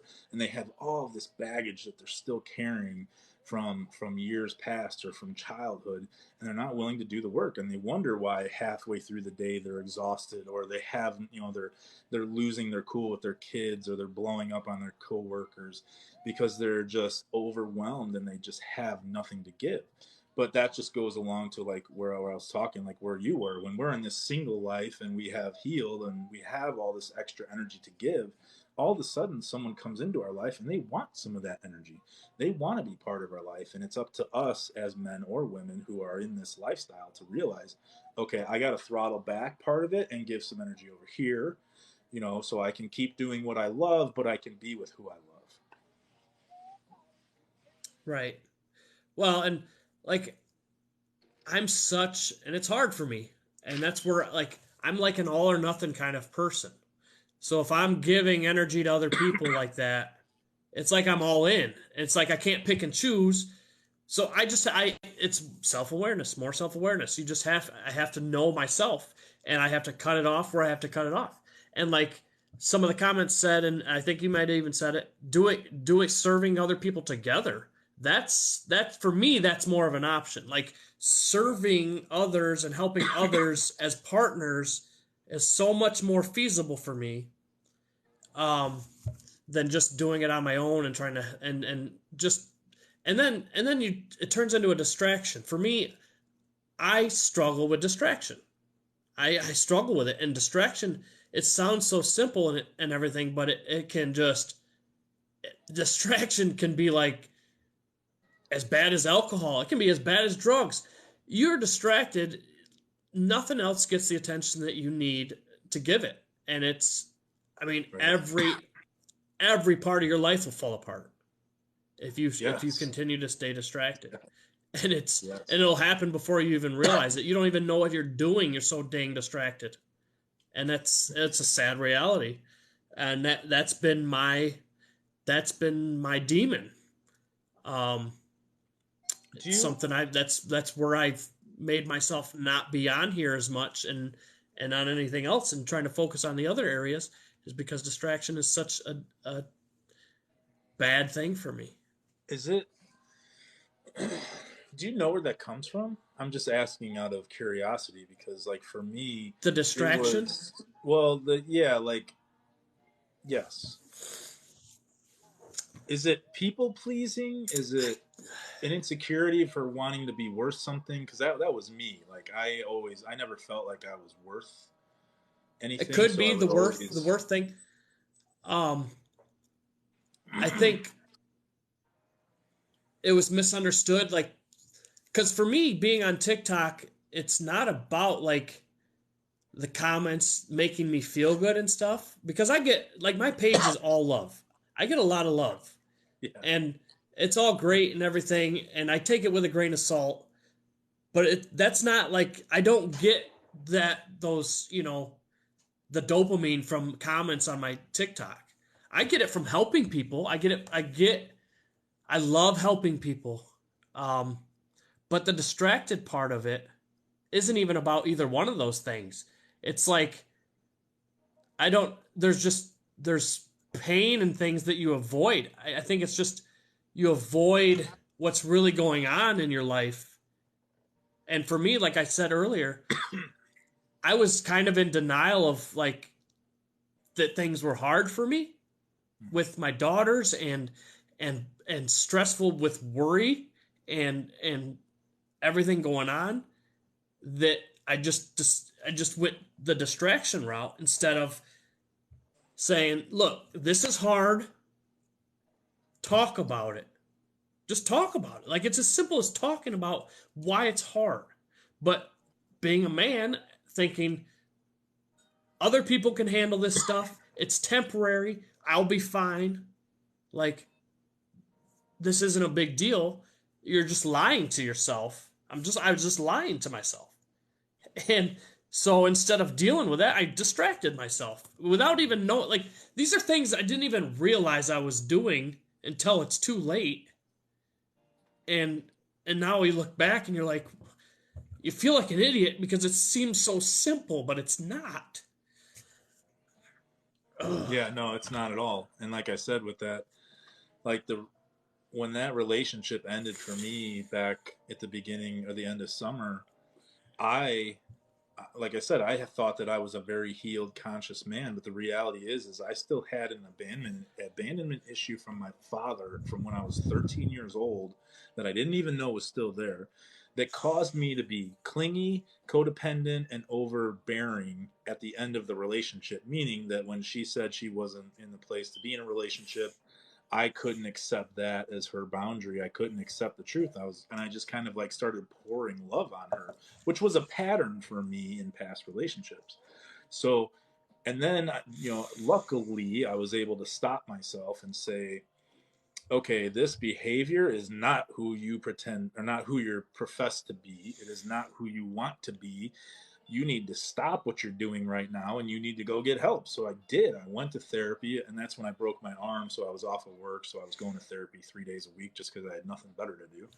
And we spent 6 weeks of 3 therapy sessions a week trying to figure out what the hell happened and why that thing reared an ugly head of emotion and behavior that was unbecoming of who I was. Come to find out, it was a baseball game when I was 13 years old where I was notoriously a really great baseball player, and my dad would never come to the games. Well, when he did, he showed up drunk and being very belligerent with the umpires, and my mom was embarrassed and I was embarrassed. And it was this thought process of, I'm not good enough. I'm not good enough for you to let alone come to my games, but I'm not good enough for you to show up sober and not embarrass our family in front of everybody else. So that, like, not being able to process that led me to believe for the rest of my life, adult life, until I got help, that I wasn't good enough. So like I said, when that girl I dated last summer ended the relationship, I felt like I was not good enough. Like I wasn't worth the effort of being in a relationship with. So, my go-to was to pour on love and to pour on attention and affection. And, that gets very clingy and overbearing, and it turns people off even more, and we don't think that that's happening, but that's what actually happens. So, yeah, you have to, whenever there's a behavior that's unbecoming of who you want to be, or a trigger that elicits a negative emotion that lingers or creates stress or anxiety inside yourself, you have to have the self-awareness to stop and say, look, stop what you're doing. This, write it down, whatever it is, whatever you're feeling, whatever you're thinking, and then go get help. You have to go get help. Just identifying the problem doesn't do anything. And the reality is that our cognitive dissonance is so why it's wired the wrong way. Like our reality is wired the wrong way. So you go to therapy for them to help you rewire your reality. And until you do, like, you can't fix yourself because you don't even know what to fix or what it should be or how to go about it. So you have to get help. You have to get help by a coach, by a therapist, by whatever you can do. These things, I did that video, your trigger is your red flag. And if you think about it deeply, the way you respond to people and the things that happen to you is, I mean, if it's in a negative connotation, a negative emotion, a negative response, that's your red flag. Something happened to you that you need to go heal. Yeah, you're absolutely right. There was a couple comments here, um, and this is something I've been thinking about lately too. Is I think for like me, I compare myself, I compare my problems, and you kind of minimize them, saying they're not that bad. But in in reality, we can't minimize any of the things that we struggle with. They have to be the top priority. We can't just say, you know, this person deals with it. They're fine. Other people deal with worse. Yes, there's other people that have worse problems or other problems, but a problem is a problem, and we must face it Yes. head on, regardless of how big or small it is, because a little problem will become a giant problem in no time. Yeah, and everybody's struggles are different, and that's why, yeah, we don't know what's going on inside of each other. But Okay, every little struggle, you got to face that struggle. I want to take this one. It says, "Why don't you trust God in you?" I do trust God I do trust that God has my back, that God has a plan for me. But what God did give us is free will to do the work. Just praying to God and just believing is not enough. He gave us free will that we have to do the work, or He's not going to open any doors. That's my belief on it. That's where I come from on it. It's not just, God, please help me, and He just fixes everything miraculously. We pray for the things that we want and the things that we need and the life that we hope to have, and then then we do the work moving forward, and He chooses which doors open for us and what doors don't Well, open for us. and and a part of that too is, yeah, I trust God to help me, but some of His help is putting you in a deep dark pain. He puts you, or he doesn't put you, but He allows you to have this pain because you can't learn from rainbows and sunshine. When things are good, you're not learning anything. Exactly. When everything is going great, you're not focused on anything, you're not growing. So when you get these moments of pain or struggle, or you fail, or you let somebody down, or you hurt somebody else, you got to take that as an opportunity to see what he's trying to teach you. Yeah. And because he's using that's what he's using. Hmm. And that's why, like, again, that's why I'm sitting in my pain, and I'm sitting in my struggle to make sure that I'm gonna hear what he has to tell me, and I'm gonna grow permanently, because you can grow, and it can go backwards, like I said earlier. So the permanent growth is the big deal, and that's the hard one. Yes. Yeah, and it's not, if you choose to live a spiritual life, it's not, like you said, it is not sunshine and roses. It is a pain in the butt to choose to live this life, because first the stereotypical bullcrap that we deal with being Christians, and then the reality of is how we respond to that, specifically how we live our lives, how we choose project ourselves and present ourselves, and it's brutal. And you're right, it's not always easy. And the truth of the matter is that, like, when I and I'll tell you this, when my ex-wife left, it was because she had spent 3 years prior trying to get me to understand that she needed me to be emotionally available, emotionally mature. She needed more adult time, she needed more, you know, adult conversation, more date nights. But I was working 6 days a week, and I was happy providing a nice house, nice cars, nice lifestyle. I was protecting and providing, You and were I thought content. I was You were content. I content. thought You I were was doing content. better than my Yeah. dad did. I was doing, better than my grandpa did. She should be happy. And I never truly thought that she would leave. Honestly, I never thought she would. So I was stubborn. I was self-centered. And I was selfish. And I just did what I wanted to do. Eventually, she left, and I was floored. I was blindsided. I really can't say I was blindsided, but I was like, and my whole world flipped upside down, and I went into this dark ass depressive state for a year where I was either at the bar, at work, or laying on my couch for a whole year. That's all I did. And and then when I finally crawled out of that, then I was a single guy at 38 years old with a great job, and I could do whatever I wanted. Nobody was telling me I couldn't, so I took full advantage of that, and life just spiraled out of control from there. And it was, like I said, it wasn't until I decided, like, this is not who I want to be. This is not who I want to show my daughters. I don't want them to grow up and say my dad was a drunk like I did, because my dad was a drunk, and he was never around. He was never there for us, and I did not want to. The feelings that I felt about my situation as a child, I never wanted my daughters to feel that same pain.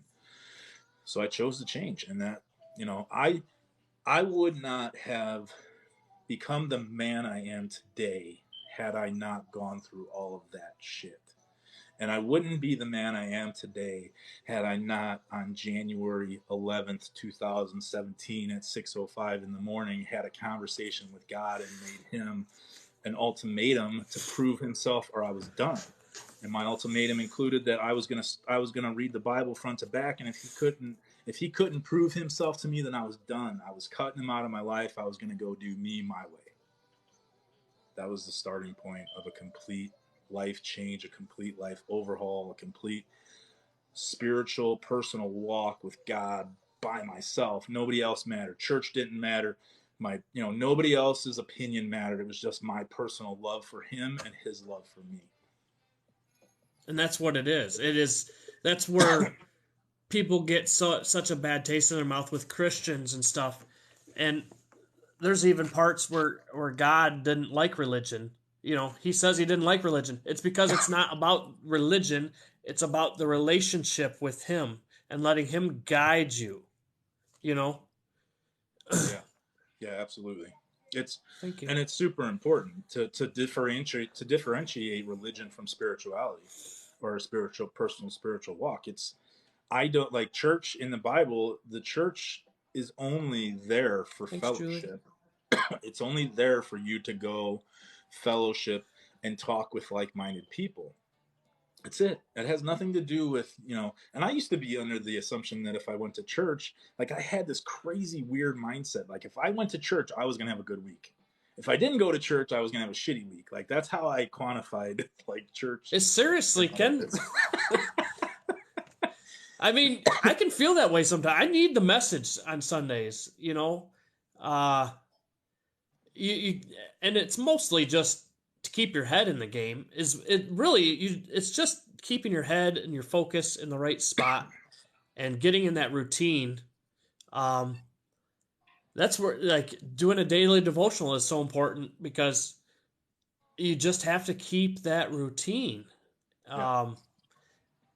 And because without it, again, you'll just spiral the wrong direction. And it's so easy because we're all built to sin. We're all sinners. We're all like, we all want to feel good. We all want, like, what we see as fun or good or great, but really there's so much more that he has to offer if we do it his way. And it's a hard thing to see until you start digging into it. Because we think our way is better, and our way just is not better. Oh, every time I try and do Brian, it turns into a complete shit show. Like I'm gonna do it Brian's Yeah. way. Yeah, no, it doesn't work ever. Right. But that's just the. I mean, that's why I started the daily devotionals. And the funny thing is another part of the fire that I think I'm in right now, and it's just it's like so.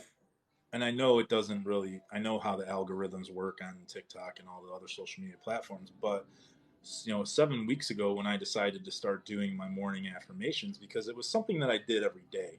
And I thought, here's the thought process that I had. I thought, well, if I video what I'm doing every morning, maybe someone will get some value out of it. Maybe it'll bring someone closer to God. Maybe it'll make someone's day a little bit better. Maybe it'll help them understand their faith or their spiritual walk with God. So I was just going to start doing that. Well, since then, my my growth rate on my social media platforms has completely fallen off, and I don't know, and I'm not assuming, but I don't. A lot of people are saying, well, you started doing Christian content. A lot of people might be turned off by it, or you switched up the algorithm and it's not pushing your content anymore. And it's like, okay, well, and I've had a couple of my close friends, well, you need to stop doing that because of this future business that I want to build. It's going to impact that. And my first thought when I heard them say that was like, if I have to give up my spiritual belief or love in Jesus Christ or God or the Holy Spirit just to gain followers or just to gain money, then I'm not going to do this anymore. If it comes down to that, then I'm done. Well, I'm not going to sacrifice that for that yeah. because it goes Look, against everything that we like believe. right, and it's look, it's not up to you and I. It's his plan. He's already got the plan. It's his freaking plan. His plan is already set in stone, and so to say, oh, I shouldn't post that or post this. There's plenty of Christian I God know. sharing creators that have millions of followers. I know. So it's not I about know. that, and who knows? Maybe it's just testing your will and your willpower to stick with it. And Yeah. at the same time, you saying it out loud is going to help you remember it too and recall it. It's probably helping you in a way, because Yeah, I it don't is. always remember everything I read. I struggle to like comprehend it and retain it. Hmm. So if you say it out loud or you write it down, you're gonna have a little more traction with that. Yes. And so I think it's a great idea to read it out loud and share it. Who cares if it's 5 people, 2 people, I 100 know. people? Somebody's hearing it. Somebody you're I know. sharing it with somebody.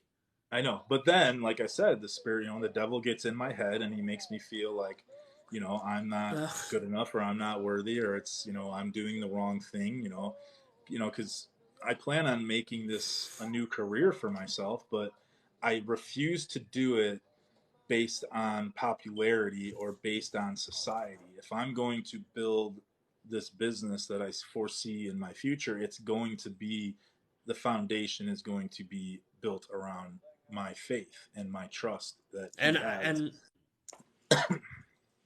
I've said that from day one because um, you get on TikTok long enough and you watch enough stuff, you see how people grow. Look, you want to grow fast on TikTok, you create controversy, you create drama. That's how Yeah, you really can blow up. yeah, But but why? Like that's not who I am. right. I'm not gonna create drama and create controversy just to gain followers. Nope. I mean, that's really how it happens. I mean, there's exceptions and stuff, but you respond to negative comments and that kind of stuff will grow because people are like they want to be a part of the drama, or you create some fake drama with somebody else, or whatever else. Drama is what sells, and um, I won't go anywhere near it. No, I agree. I Hi, love your Donna. content. I love the way you handle yourself. You're a very healthy mix of silly and funny and vulnerable and serious. And if I can emulate half of what you do, it would be an honor. But yeah, it's Oh, uh, you're doing a fine job, but I appreciate that. Sometimes there's luck involved too. Uh, there's a lot of luck involved. I mean, you're just throwing videos out and hoping it catches, hoping it relates, or whatever. Um, but the biggest thing with it is anytime you start getting in your head about it, it you're doing yourself no good, because what I've had to tell myself in the past, because sometimes you'll go through lulls where your videos just don't get any views, and you're like, "What's wrong with my stuff?" Blah blah blah. There's nothing wrong with it. It's again, that's Yeah. where I've told myself, "Hey, if I'm trusting God, like if He wants me to blow up or have a lot of followers, He'll make it happen. Like, why am Right. I even worried about it?" It's like you said, being a creator on TikTok doesn't gain you much. I don't make any money. I don't live this really cool creator influencer lifestyle and get all this free stuff or have all these people wanting me to advertise for them. Like it's literally just a community. Essentially, you either have the size of your community changes, but Yes. your reach, you can still reach, you know, and touch as many lives regardless of Yes. your account size. Thanks, Jason. Yeah, exactly. And that's where I have to just kind of reel myself back in, because I always had thought, like, I want to get my content out. I think it has value. I think my life experience has value. And how do you get it out? By putting it in front of as many people as you can. Well, it's not always the case. Like, not everybody wants to see it. They may look at it and they just may scroll right on past the future ones. It's when it's reaching the people that really care. And that's where I kind of, the last week or two, really came to accept that this is just, I'm in the fire of the devil trying to destroy me, and God's got me, because I am constantly getting DMs or messages on those affirmation videos specific, saying, thank you for sharing this. I needed this morning. You don't know how much I needed to read this or hear this, or how much it resonated with me. And I'm just like, okay, we're going to start. That's where it's going to start. It's going to start again where it started in the beginning, just slowly building a solid foundation of people who want to hear what I have to say, who want to hear what you have to say, who want to hear what any other creator who's literally doing this out of the goodness of their heart in hopes that they could help someone feel better. Right. Right. And yeah, it's quality of people who follow you. It's not necessarily quantity. Because trust me, there's been times where I'm like, where my account would start growing like crazy, and I'm like, maybe if I keep doing this, I'll get to 1 million. Like, because 1 million, becomes a big benchmark when you get so high. You're like, man, if I could ever just have 1 million followers, my whole life would change, or whatever. Yeah. But Yeah. then you you just have to forget about all that stuff. Like, it really, at the end of the day, it doesn't matter. And again, whatever happens will happen. Um, does it sound cool and everything to tell? Yeah, it does. But um, I don't know. There's good and bad with everything. Caitlin brought up a good point. That's working to grow, or what is that? Working onward. Me and Caitlin talked last night about this. How does it help us? I mean, I started it also for like a video journal. Instead of writing my thoughts down, I just started videoing my thoughts. And it helps me get out of my own head every single day. The things that I talk about are things that I'm thinking about. And if I don't get that out of my head, then those tabs just stay open, and I get in my head and I get crazy and I start having retarded thoughts or goofy thoughts, excuse my language. And it yeah, it's no good. So for me, it's very therapeutic to make these videos. Well, and for me, yeah, for my emotional stuff, when you're going through stuff, sharing it. I mean, it's nice to relate with others, and it can help. Yeah, therapeutic, like you said.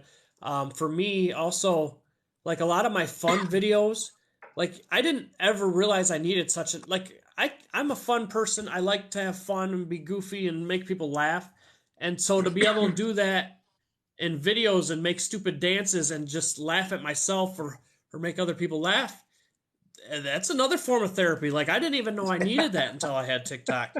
Um, it's a release. I have a high energy, and I need to like have my energy. I need to get rid of my energy sometimes, and and then to like be able to be creative sometimes and see these trends and put your own fun spin on it, and just it's fun. You enjoy it. It gives you another aspect of life where you can express yourself. Yes, absolutely.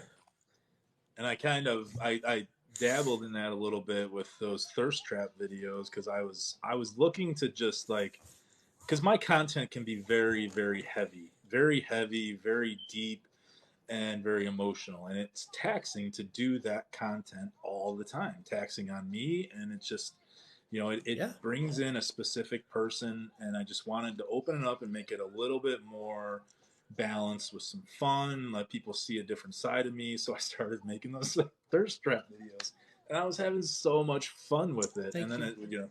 it's I needed a little bit of balance in it. So I don't know, but I see what you're saying. Yeah, It you can just be got to be. fun, but like lately, because like I said, I have no niche. I'll just post whatever I want, whatever I'm going through. My life, like Yeah, I put my life out there, and like lately, because it's mostly been more just talking about trying to help people, or giving advice, or giving my thoughts on how to handle situations.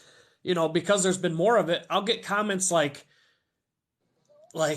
telling me I'm doing too much of it. I'm like, then just leave. Just like, I'm not doing it necessarily for you. Then this isn't for you if you are worried about yeah, it, and if I'm doing it too much, like, then go look at my old videos. I've got 2,000 videos out there. Go look through the old stuff if I'm doing too much of this right now. Sometimes in our exactly. life we're a little more emotional than the other times, Yeah, and that's just where I'm at in my life. And when I'm ready to start dancing or being crazy again, I'll do that. But like, for people to tell you what to do or when to post, like, whatever, like, that stuff yeah. makes me crazy. Yeah, exactly. And it's funny to see the phases because I can go back through the last year. I think Memorial Day will be a year that I've been on TikTok making videos, and I can see the phases of my life where there were the ups and downs, and the video, themes changed for a week or two or whatever, or where I was in a happy place or I was in a low place, and it just is what it is. I mean, that's where the authenticity comes in, and that was like I didn't really want to make that video today. I didn't want to open up and talk about this dark place that I was in, this fire that I was in, but I knew that if the people that are getting to know me and resonating with me and kind of having the window into my life, they need to hear that part of it too, the dark part, the deep part. If there's going to be any authenticity to my content, they need to know that part. So Right. it's Well, and like, for me, over the last couple months, I haven't really went through the day and think I need to post a TikTok, or I gotta make a video. For me lately, it's all been that push, basically, from the Holy Spirit. I'm pushed to talk about this, and I've learned to, like, if I feel a push towards something, I don't ignore it. yeah, Which is a big thing. Like, when you start feeling those things, a push toward helping somebody or doing something in a certain way, like, he'll put something on my mind for a reason, and give me the words to speak. Like, yeah, that's not necessarily me. I'm not that smart. I'm not that, you know, great with words. These are words coming from him, and I exactly. just am the one to share it. Exactly, 100%. Yeah, and that So if if I he could if he tell. trusts me to share it, I'm gonna share it. you know? Exactly. And if I could tell you anything, is to trust God and trust when He puts something on your heart. Trust when if you're feeling insecure about something, you need to write it down or you need to talk about it. That any insecurity or self loathing thought that you're having, that is your cue to talk about it. So if you feel it, that's literally how my blog started 2 years ago when I got home from rehab. Was if I feel instead, the stipulation was if I feel insecure about it, I'm going to write about it. Because if I feel insecure about it, somebody else is probably feeling insecure about it, and they need to hear that they are not the only one. Because the reality is that you have 400,000 followers, you may get 1,000 comments, So, but there may be 100,000 people that are sitting on the sidelines, that are sitting in the shadows, just watching, not interacting, not commenting. They are just watching to see, a bird's eye view of what life is like for someone like them. And you have to remember that. And you can tell, like, by the views, right? I can post a a vlog on Facebook, and I could see that I got 500 views, but only got like 30 comments. 500 people watched what I had to say, and it resonated with them, or on Instagram or whatever, on TikTok. It's about the people who aren't interacting. There's so many of them who are just watching. There is, and yeah, there really are. And lately, some of my emotional videos, I've had a few people like, I've never commented. I'm not just a watcher, but this really touched me, and I felt like I needed to comment. And so, I mean, it tells you there are people that never ever comment. They just want to watch and they soak up, whatever videos, content, whatever. Yeah. And but it's hard, At the same time, I can remember when I was in a good place mentally and emotionally, watching videos, and I'm like, it's crazy to me that some of these videos touch people like they do. But then you get into where you're down a little bit, or and now I've been having all these videos pop up left and right that are just like, they really hit home, and you're like, Yeah. they hit you, and you're like, I'm glad this person posted this, or whatever, and we Dude, all, yeah, we all just need to relate and have each other. yeah, It's a big exactly. And deal. I'm telling you, that video that went viral of yours, when you were talking about, not being on TikTok so much because you had to focus on your family. Like, when you started crying, dude, I cheered up, and I'm like, fuck, I relate to this guy so much. Like, I am him. And I think that's true. That's why it's so important for us to be vulnerable and open with our life experience, if we're capable, if we're secure enough to do that. It's so important that we do that, especially as men for other men, but especially as women. I mean, as men for women, so they can see that there are good guys out there. There are guys who are trying to heal. There are guys who are trying to help other men be better men. Yeah, big time. And I think back to that video, and I remember, because it can take me 15, 30 seconds. I don't redo it. Like, I do one take videos. I don't do 1,000 takes, try to perfect Right. anything. I just do it and post it. The problem is, like I said, I was caring too much about helping others. So and it's simple things like liking everybody's comment, because I know that might make somebody feel special if I like their comment because they tell me so.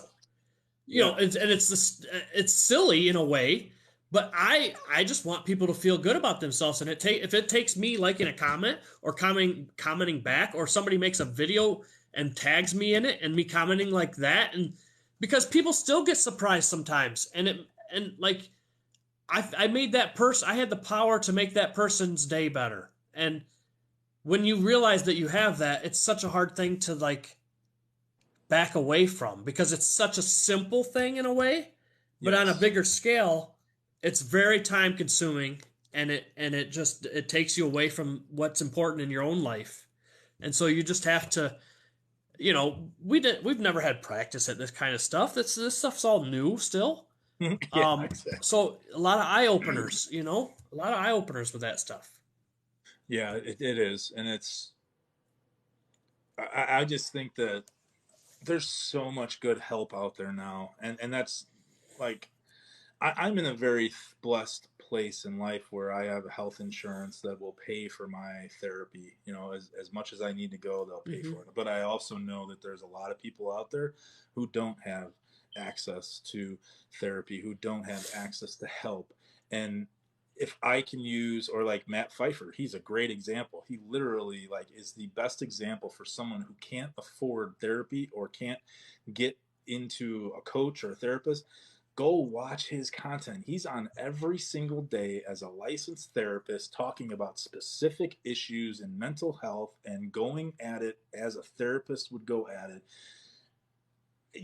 That what he does is priceless, for somebody who can't afford, to do one-on-one therapy.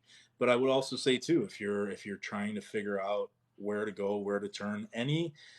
Anything that you are dealing with or thinking about, whether it be a bad relationship, an affair in a marriage, a divorce, if you go to YouTube and you type in whatever exactly it is that you are dealing with or feeling or experiencing, if you do go to psychologytoday.com and same in the search bar, put in whatever you're dealing with. There is so much good content out there from licensed clinical therapists that you could at least start getting the ball rolling for helping yourself move in the right direction, or at least just understanding that there's nothing wrong with you. You are a person in today's society going through life and trying to figure it out like the rest of us, and it's okay to not be okay. You're not an invalid, you're not an outsider, you're just a person who doesn't know what to do. And we are all there at one point in time.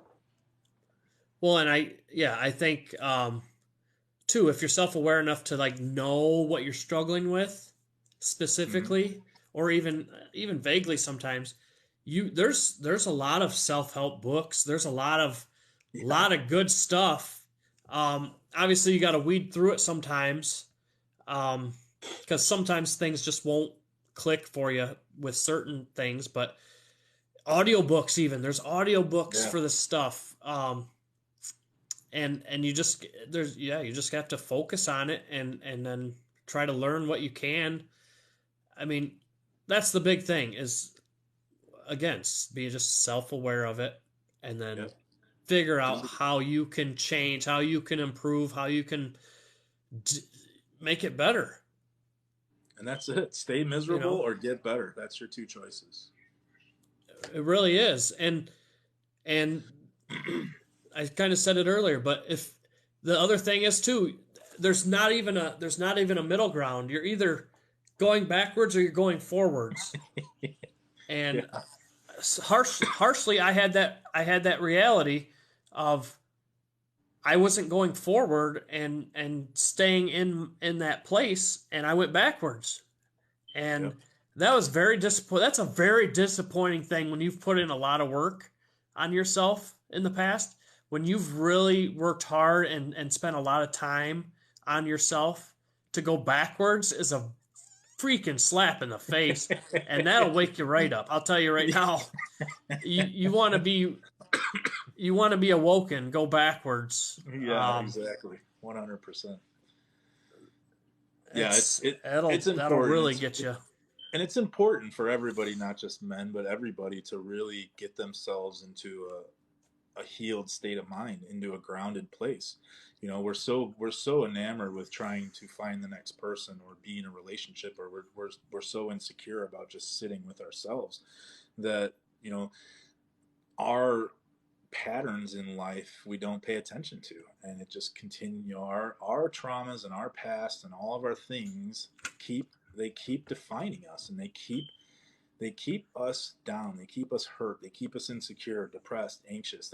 They destroy us from the inside out. And it's important that you do the work. It's important that you figure out and you have the self-awareness and the self-acceptance to say, yes, I'm fucked up, it's okay, and I'm gonna fix it.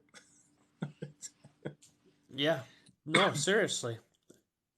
So, well, my friend, I really appreciate your time tonight. I can't thank you enough I for appreciate this. your time. It was very enlightening to talk to you. I've had a million other questions, but I won't go there. Um, Thank you. No, it's hey, dude. I enjoyed the heck out of this. I really looked forward to it. Um, I needed it. You know what I Good. mean? Yeah. I needed it, and yeah, I'll be happy to do this again sometime. Yeah. Let's It plan it. was, it's good. I mean, the only way to change the world is to be the change, and I think this men really need this. This is a big thing for men, and it's at the top of the list.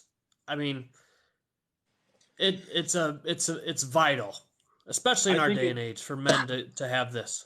I think it's important that we start to really focus on rebuilding better men. It's only going to help this world. We need healthy masculine men in this world, and we need healthy feminine women in this world, and we need them together. This divide that is that has happened over the last few decades, the last few generations. It has to stop.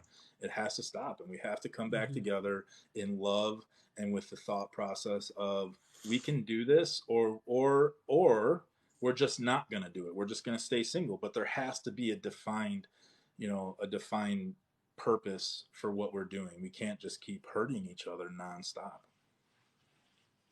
Right. And then, yeah, like my big thing lately, everybody wants to talk about toxic, toxic, toxic, toxic. Not everything's toxic. It's actually just people screw up, people make mistakes.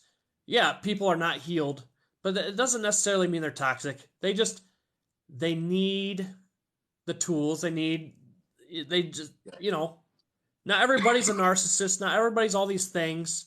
Like, sometimes we just frickin' screw up. We're all human and we make mistakes. But the big thing is when you do make those mistakes, you gotta freaking own it. You gotta face the dang thing head on. Don't don't try to point the blame. Don't try to run around it. Take that and get better from it.